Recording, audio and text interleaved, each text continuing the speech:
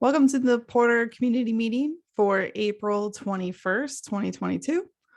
I'm Carolyn Van Slyke, and today is mostly just status updates and kind of giving you a heads up of where we are with the V1 milestone. The first thing I wanted to talk about is actually with Yingrong. Would you like to go over the changes for storing sensitive data and kind of where we are with that feature? Yeah, absolutely. Cool. Hi, everyone. I'm Yingrong. I'm working on the storing sensitive data into a secret store feature. Currently, all the sensitive data, such as sensitive parameter value or output values that that is stored in the claim store, which is Porter's database, and that causes some security concern. So, for example, if Porter's database got compromised somehow, those sensitive value would be leaked. So, in order to offset that responsibility or make it more secure, we decided to move all those sensitive data to be stored into a secret store, just like how credential set works right now, is that all the data wouldn't be stored in the Porter database. And a user is, if they want to try out Porter and with sensitive data, they're required to set up a secret store. By default, we wouldn't provide a building secret stores plugin. So no one will accidentally store sensitive data, but in plain text. Currently, the PR is almost there. We're just working on writing more tests and making sure that this feature works well with the existing ecosystem in Porter. And we are going to provide a file system-based secret plugin so that people can still try out Porter if they want to, or doing testing or development work locally, so they don't have to have a let's say Azure Key Vault or HashiCorp secret store to be able to test out Porter.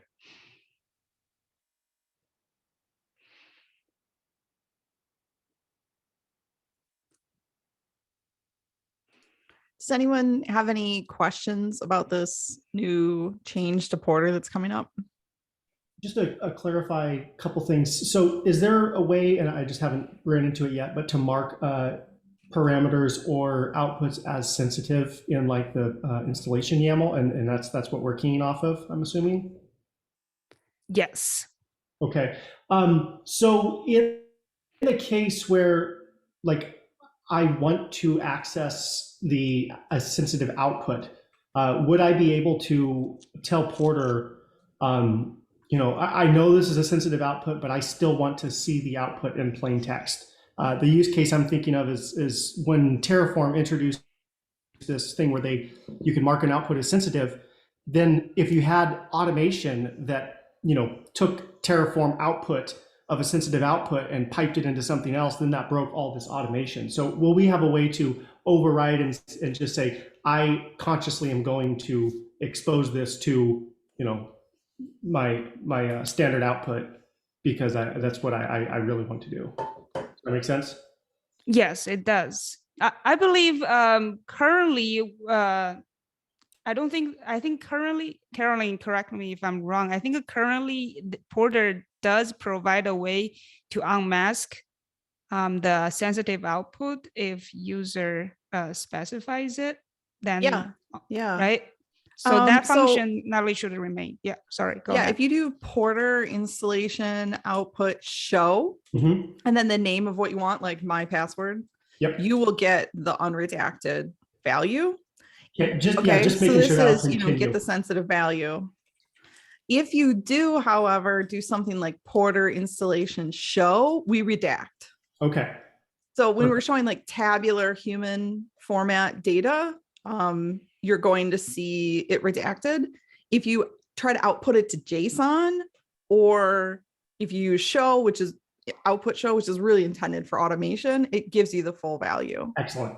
It's just that if you're a person sitting at the console, just innocently typing away just to look at the installation, we redact. Sure. Yeah. Quick question. Will the Kubernetes plugin implement secret storage in Kubernetes secrets? We haven't updated the plugins yet. Right. Okay. But that's on the list. And that kind of leads us to the next part of our agenda here. Ingron, can you take notes for this part as I kind of chat with people about it? Thanks, appreciate it. Yeah. We are making changes to the plugin protocol. Obviously, we now want plugins to be able to support saving to a secret store instead of just retrieving. So we're adding a create function, which is then going to require the existing plugins to be updated just to support create. But at the same time, we realize there's some other functionality we really would like to be able to support with plugins, specifically open telemetry and tracing, so that we can get a distributed trace through Porter into, right here, we're just working with trying to get it into a plugin so that we can see what the plugin is doing and identify performance and authentication problems and things like that. But eventually we're going to have telemetry that goes into the bundles themselves and the mix-ins, so we can really pinpoint where errors are occurring and what the code flow was that led to it. So that's going to essentially mean that all existing plugins after this change goes in will need to recompile and start passing context around. So unfortunately, it's kind of a disruptive change for all the plugins. We're going to work with all the plugin authors to make sure that they have what they need to kind of recompile and make that change. One other change we're making is that NetRPC doesn't support open telemetry. So this is kind of like more of a behind the scenes things, but Porter currently talks to plugins over NetRPC, and we're going to switch to gRPC. So kind of a big change, but hopefully we can do this all at once. So we only need to update the plugins once, and then we don't touch them, obviously, for the rest of the time through V1 and everything. If anyone has like a custom plugin that they need help with or have questions, I just kind of know about the public ones that have been published out there. Let me know and be happy to help make that change. And we'll provide a doc that just explains what the migration path is for a plugin, like what you need to do and how to recompile. The idea is this will probably go in alpha 20. We're on 19 right now. After we do that, we change the plugins and everything. And after we're finally storing secret data in a secret store, that's kind of our last change to the database model. So we'll finally be able to script out a data migration for everyone to get from 38 to the pre-release. And then we'll move into beta. So these are all kind of stacking on top of each other. If you need a guinea pig, I'd be happy to do this for the Kubernetes plugin as soon as you're ready for it. I was thinking. Yeah, I'm working, as you know, I'm working like right now on it. And then hopefully by next week, I'll take you up on that offer and we can add create to the Kubernetes plugin. Great. Yeah. What is the Porter workflow for invoking the plugin create? Because right now we do like Porter credentials. Will that basically how do we run this from the front end to have the plugin do a create? Yeah, I think the user right now, I don't think there is a way for the user to use a porter command to call the create method. I think for the credentials, when you do credential apply, it assumes the credential is already in the path that you specified in the secret store. The create right now is only used, for example, if you provide a parameter override using the --param flag on the command line, then that parameter is defined as sensitive in your bundle, then during the runtime, then Porter will call create on the secret store to Okay. store that. Yeah. Yeah, that makes sense. Yeah.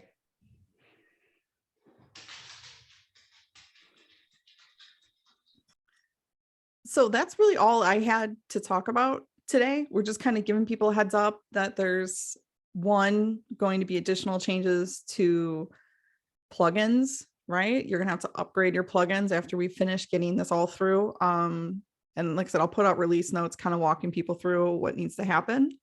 In the meantime, if you build off of source, I just don't recommend building off of source right now. We're going to be merging things incrementally to the release v1 branch over the next week. And it may not be in a point where it's workable, you know? So I would just like hold off on using building from source until we get alpha 20 out. That'll have all these plugin changes finally brought together in a consumable format for everyone.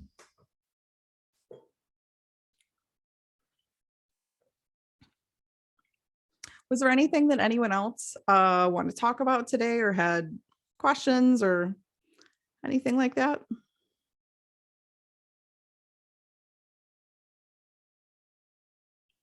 Otherwise, we can just have a record meeting done in 15 minutes.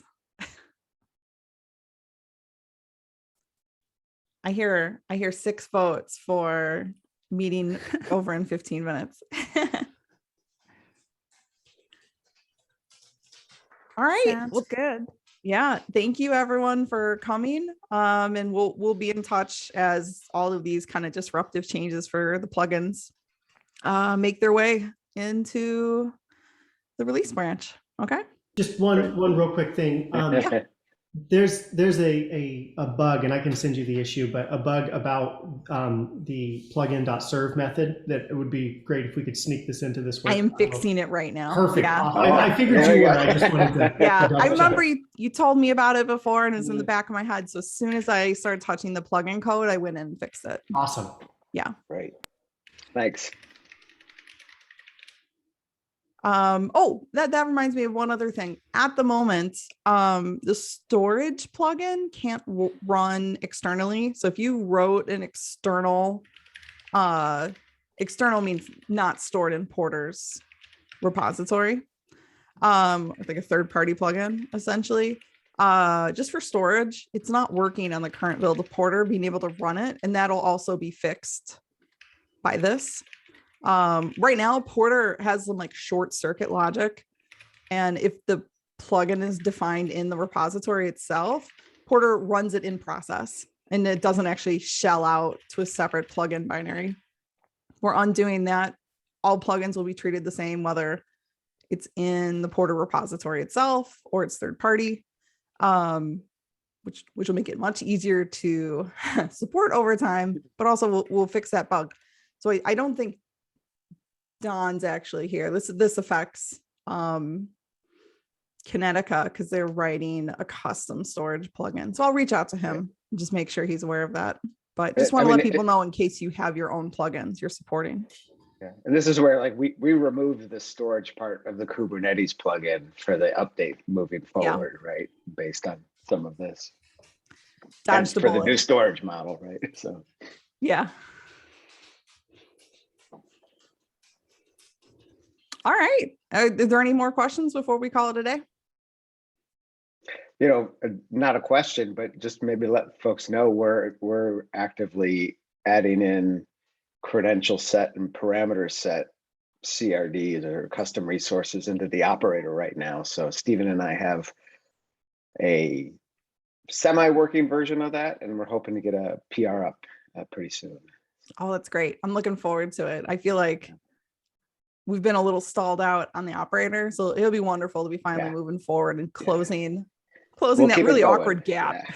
Yeah, we'll keep it going. So Yeah, this is great. Good to hear.